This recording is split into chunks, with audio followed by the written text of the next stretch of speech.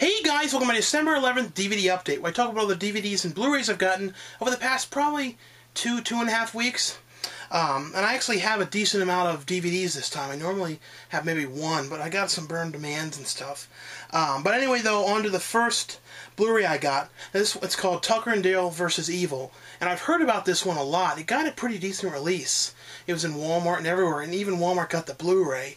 And that doesn't happen a lot with, a horror movie like this. But, something I've heard about for a while. The star of it, I think it's Tucker. I can't remember who's who, wise. But the one actor from this is in that movie.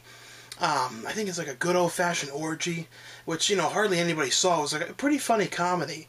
And he was also, I think, in the new Planet of the Apes movie. As the one guy, like the assistant, who got sick in it. But anyway, I actually thought this was pretty good. It's basically about two kind of like guys named Tucker and Dale they go out and they basically have always wanted to own their own cabin in the woods, and they ended up buying their dream home out there, which is really a dumpy, rundown place, and they're out there trying to fix it up. Then a group of these college kids comes out there, and basically, all along they've seen the Tucker and Dale like at the gas station in the beginning. They think they're afraid of them. They think, because they say they think they're scary rednecks and they're going to kill them and everything. But basically at night, Tucker and Dale are fishing, and one side of the pond, and the kids are swimming on the other side. The one girl jumps in, bumps her head, and Tucker and Dale help the girl. And they scream over to the friends, "We got your friend." And they, from the angle of the kids, it looks like the one guy's eating her face off. And, basically the kids think that they're killing the friend. They don't realize that they're saving her. So throughout the whole movie, it's these kids who are confused and trying to rescue their friend, when the whole time the friend is there perfectly fine, and it's a whole bunch of confusion. So the kids end up killing themselves by all these accidents that are caused because they're, basically paranoid, thinking that these guys are out. It's a lot of confusion. Basically a movie all about confusion, but very well done, and definitely one to check out. Now this one, I don't know how I've never seen it before. I think it got talked about so much on TNT, and sometimes the way I always am, and I'm trying to break that, is if a movie gets talked about too much, then I'm not that interested in seeing it. And also when it came out, it came out in '94, so I wouldn't have seen it when it first came out. But it's called the Shawshank Redemption. Everybody's seen it. It's one of those movies that I'm sure everybody's seen. But it's Tim Robbins' character who ends up in jail for, being accused of killing his wife. And, I'm not going to say if he did or didn't, but he goes in, telling everybody that he didn't. And he becomes friends with Morgan Freeman's character. And it's basically them and, all the things that happen in the jail and things that Tim Robbins does along the way. And, the way Tim Robbins' talents on the outside were used on the inside at jail, doing some illegal activities and all kinds of different things. And, it's a really well done movie. It's just, I'm kind of surprised I haven't seen it till now. And, Frank Darabont did The Mist and a bunch of other things, and The Green Mile, which I also got. I've seen that one before, though. The next one I got is Another Earth, and I saw the trailers to this and really wanted to see it. I missed it because I think it came out when I was doing the Haunted High movie, so I didn't get to see it. But this is a really good indie movie. It's very, very low budget, but they did a really good job on the shots of the Earth and things like that. And it's not like a typical sci-fi movie. It's a total character study, but it's about this girl. It opens with her drinking too much, and she just got into a really good school, so she's out partying with her friends, and she ends up crashing into a car and, killing the two people. There's three people in the car, her husband and his wife and son, and the wife and son end up getting killed. She ends up in jail, and it cuts to 4 years later, her getting out of jail, and she basically wants to track down the father, of the family that she killed, and apologize. But she, on the way going to the house, she, can't do it. She basically, she ends up saying she's the maid. But the whole other thing that's going on in this movie is the night of the accident is the night that they discovered that there's another Earth, that there's another planet like, that looks like Earth. And the whole movie, though, it's about, her getting to know him, yet not telling him. And I don't want to say what happens, but it's definitely one that I really liked. It was one of the better movies of this year. and definitely one to check out. And I mean, even though it's really low budget, it's really well done. The next one, I've had this for a while. I finally got to watch this, and it's called Tresspass with Nicolas Cage and Nicole Kidman. And I like this cover. Like, it has this weird look to it. It's Joe Schumacher who did it. He did The Lost Boys and tons of different stuff, Batman Forever. But in this movie, Nicolas Cage basically, I think he's like a jeweler and sells a bunch of stuff, and basically his house ends up getting, his daughter, basically it's all of them at home. The daughter ends up like leaving the house at night because she's told she can't go to some party, so she sneaks out. But when she's gone, this group of these people end up breaking into the house. Well, they end up pretending to be cops and getting in, and basically holding, the family hostage for money. And that's basically the movie. It's like all these things going on. But I don't know, I liked it. And the other one, I just talked about Shawshank Redemption, and I got the Green Mile. Now this one I saw this years ago. I've seen this before, and I got the Blu-ray because it was on sale for $10.99. And one thing that I want to say is a lot of people go, well, the DVDs are sealed. How did you see them? A lot of times if I'm showing something that's sealed, it basically means it's something I've seen years ago or I've seen before. So I'm not like pretending like I've seen it or anything. Yeah, that seems to be a question a lot. And a lot of people like say something about, you're spitting a lot. That's because I'm talking hyper like this. For some reason, this becomes a DVD talk. Me talking real like me. Like when I turn this thing off, I'm just more like, oh yeah, the Green Mile. Yeah, and I also got, but I don't like that. But anyway, the next one I got is 30 Minutes or Less. And I saw this one when I was away doing the Haunted High movie. Hey, that's when I saw that in Final Destination 5.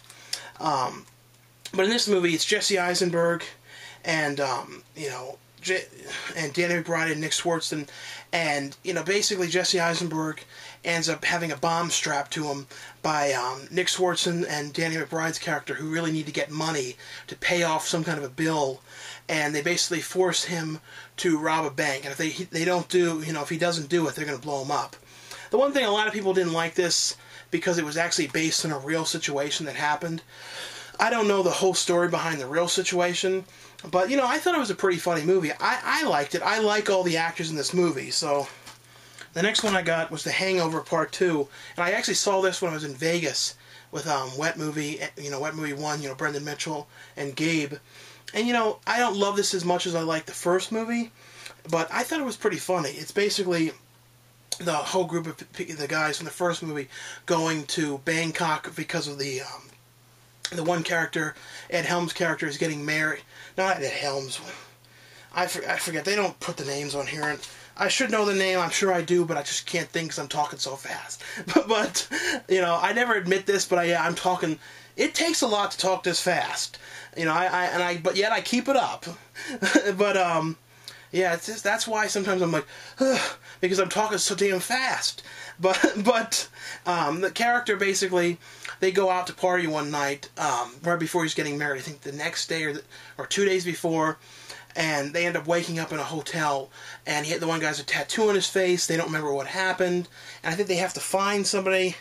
I can't remember exactly the whole exact thing, but it's all these things that happen along the way. But like I said, though, it's fun. It's not amazing as much as I really like the first one, but it was good. And I got this, Jingle All the Way, which, I've seen this years ago, and I've always liked it. Out of Christmas movies, this has always been one that I liked. And it's Arnold Schwarzenegger, and his son for Christmas really wanted this Turbo Man action figure. And it's basically, this is back when things were really hard to get. So this is pretty much before eBay and all this stuff. See, now, this really wouldn't work if they made this exact movie now, because if the kid wanted the Turbo Man toy, even last minute you could find it, you could get it on eBay and rush it, things like that. But back then, you had to go to the stores, and I remember so many things, having to go through all kinds of shit to get them. But it's basically Arnold Schwarzenegger forgets to get the kid the Turbo Man doll for Christmas, and the kid really wants it, so he ends up having to try and get it last minute. But Sinbad is also looking for the Turbo Man doll. So he basically, it's both of them kind of fighting it out to try and find him. And, it's a really fun movie. I've always liked this movie. And I got this at Walmart. It was only like $10. It's the new set of it. And then just some catalog Blu-rays I got. And catalog basically just mean older stuff, you know, that I've seen before. I got Do Where's My Car.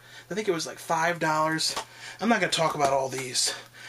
Jackie Brown was one of the things I got for Black Friday for $4. I didn't go out on Black Friday, but I went to Target the evening after Black Friday. Or, I mean, yeah, the evening, because Black Friday was at like midnight. I went the following evening and basically got what they had left at Target. And that was one of the things I got. I also got Anger Management. And, you know, this I've got to watch again. I haven't seen this since, I think I only saw this once in theaters. That was it. And then The Girl Next Door. And if I'm not talking too much about this, I just don't have a whole lot to say on them. And Arthur, which I got at Fry's on sale for I think it was like $5 or $6. It was way cheaper than normal. Now on to the DVDs I got. These ones I really want to talk about. The first one I got was House Guest, and basically I was buying a bunch of Sinbad things because I saw that show. I didn't even realize there was a reality show about him. I also didn't know he was in all kinds of financial issues and all that stuff. I had no idea that was going on, so I almost like bought this to support him. I know this one thing's not going to help, but you know, hopefully things work out for him. I always liked Sinbad and never understood why like he was doing all these movies up until like 97, 98.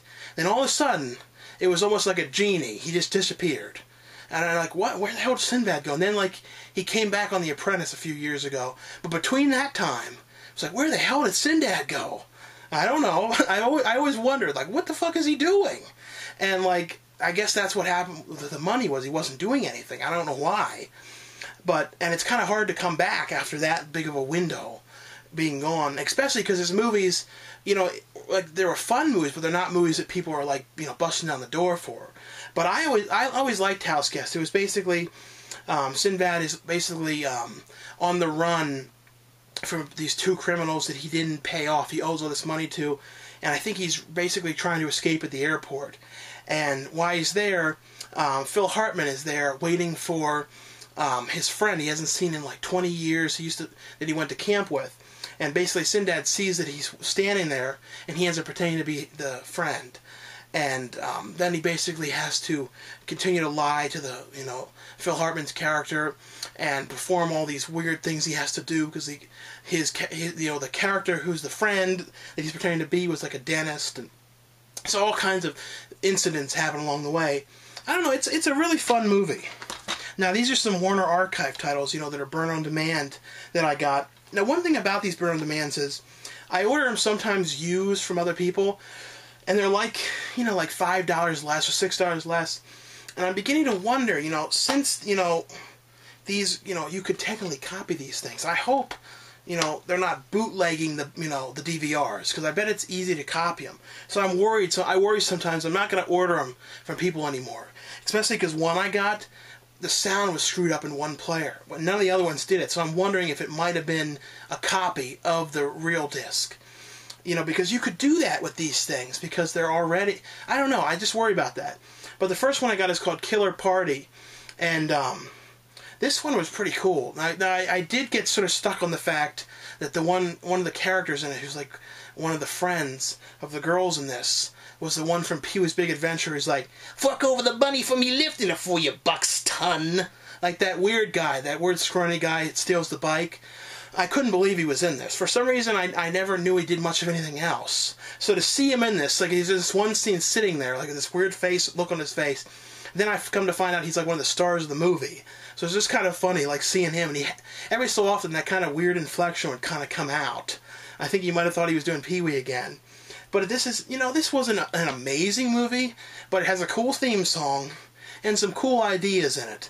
But it's like a group of these girls that are trying to get into a sorority, and the one night they're like throwing a party, and then all these things start going wrong. It kind of felt like April Fool's Day and a couple other things. I don't know, it's definitely one to check out though. Not one you can explain that much though. Now this one was really weird, but pretty good though, called Night School. And it's about a group of all these girls that go to a night school who are being killed off. And, that's basically the idea. Is like they're getting killed off, and the one cop The cop in this was a little bit of a weird actor. You know, he was trying to investigate what was going on, and you know, that's pretty much the plot. There's really not much more to it. There was all these like rituals and weird things going on. It's one of those movies where I wish I could just tell you the end, because then you could explain more. But that's pretty much the plot of this thing.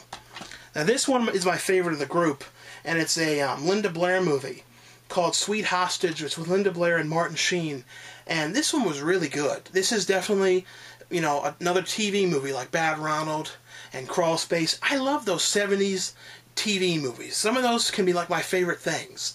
I don't know what it is about them, but just the way they're made. I feel like TV movies in the 70s were better than some of the movies that come to theaters now. But and like this movie now would be a theater movie. But it's basically about Linda Blair's character, who basically lives on a farm. Basically, she's always just stuck doing work around the house. Her parents really aren't very nice to her, mainly the father. And her car breaks down one day. She went into town to buy some stuff. Martin Sheen's character broke out of a nut house and is basically living in like this sort of canyony, sort of just woodsy area. He ends up seeing her on the side of the road, and she waves him down. And basically, she gets in the car with him, to take her back to her house. And Martin Sheen doesn't let her out, and he keeps on driving, and basically kidnaps her and takes her out into this woods area in this cabin that he found that he's living in. And he's like forcing her to clean up and do all these things around the house. And throughout the movie, I don't want to ruin what happens, but basically, I'll just say she doesn't care as much about being away from her family, and like he gives all these reasons why she ends up having a much better time out here with him. And I never knew how I felt about Linda Blair, because I saw The Exorcist like that, but some of her other things I didn't know. But this thing really made me want to watch more Linda Blair movies. She did a really good job in this, and the whole story was really well done. Definitely one to watch. This one, this is the one I think might have been a copy or something. I don't know. I'm not sure what happened with it, but the sound wouldn't work on the regular DVD player. All the other ones did. This I had to put it on the Blu-ray, and then it worked. So I don't know what happened, but it's called Phantom of Hollywood. This, I'm not gonna lie, I didn't like this very much. It's another TV movie, but one that wasn't that good. It's basically it's the MG. See, there's parts of it that I really liked. Like it showed the old MGM backlot, which is no longer there. I think all that's there now is the sound stages. I'm not sure. I don't even know if MGM exists. So I don't even know if the sound stages have been turned into something else now. But basically MGM in the 70s closed their backlot. And it shows, this was filmed too as the backlot was being demolished. They even have sequences of the classic sets being torn down. And that was kind of cool to see this backlot. And they would also show clips, real quick of something that was filmed there, and then cut to how dilapidated and shitty the backlot had become because it was just totally neglected. And in the 70s, I think it took place in 73, and around that time was when movies were starting to change and they were actually starting to shoot, on real locations. Even now movies, actually shoot in a lot of sound stages, but they actually use practical locations more for houses and things like that. During this time, they would always just build a facade of something. Like the Brady Bunch would be just a, well, that might have been a real house, but like some things like the Golden Girl house was just a front that they had. I think it was on the Florida backlot. I don't know if the show was shot there, though. I don't think it was. But it was an interesting movie, but this phantom character is killing off the people that are trying to change the backlot. It's okay, but I kind of would prefer, Phantom of the Mall or some of the other Phantom movies. Now, the next one I got is Look, Adam Rifkin's Look, the TV show. I will say, though, you can see me in the last episode of this show, and I have a pretty funny thing, some stuff I do in it, so definitely check this out. But it basically picks up and follows, it connects, two groups of the characters, two of the characters, but not everything else. Everything else is pretty much new, except for the Giuseppe Andrews, Miles Dougal characters at the convenience store. That connects directly from the movie. But all the other characters are, new groups. But this is definitely a really cool show. And if you guys do get to check it out, please let me know what you think. And I'd love to hear what you think of my stuff in it. And I just got this too, because I was kind of worried that I'm worried Storage Wars might be coming to an end. I hope it doesn't, because they started Storage Wars Texas, which I don't know if anybody's seen Storage Wars Texas yet, but it is such a clone of the first show. Like, everything is the same. There's like these two fat guys that are like the father and son from the main Storage Wars show, and then the weirdest one is the one Barry. The guy who's like impersonating Barry pretty much is this weird, goofy guy. He's the only one that I like in the Texas one. Hopefully, they cancel the Texas one and bring the guy who looks kind of like Barry and put him with the regular group, because he's weird and would fit in. Oh, I don't know, but I had to get this because I'm worried it might be off the air or something. Because sometimes when they do that kind of stuff, you know, they could spend too much money on the Texas show and no one cares, and it could ruin the first one. Stuff like that has happened. But, you know, Storage Wars, if you haven't seen it, is basically just them buying stuff in storage lockers, and, you know, whoever wins the most, you know, makes the most money from the lockers. I don't know. I like this show. I like this now more than Pawn Stars, more than American Pickers. Out of all of them, this, you know, the original one, not the Texas. The original one is my favorite of all that stuff.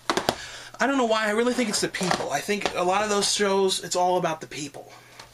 And, you know, Pawn Stars is starting to feel a little bit, not as much this season, but the last season was feeling real product placement. Like, with them always eating Subway and all that kind of stuff. I'm like, oh, jeez, go to Blimpie or go somewhere else. Always talking about going to Subway. I knew it was a promotion, though. Now, also, I just want to let you guys know that I put the link for these. The Demon of Castleberry and The Limb Collector are now both out on DVD on the Moongoil Entertainment website. These are both movies that I have parts in. I'll talk about these again when the new trailers are up.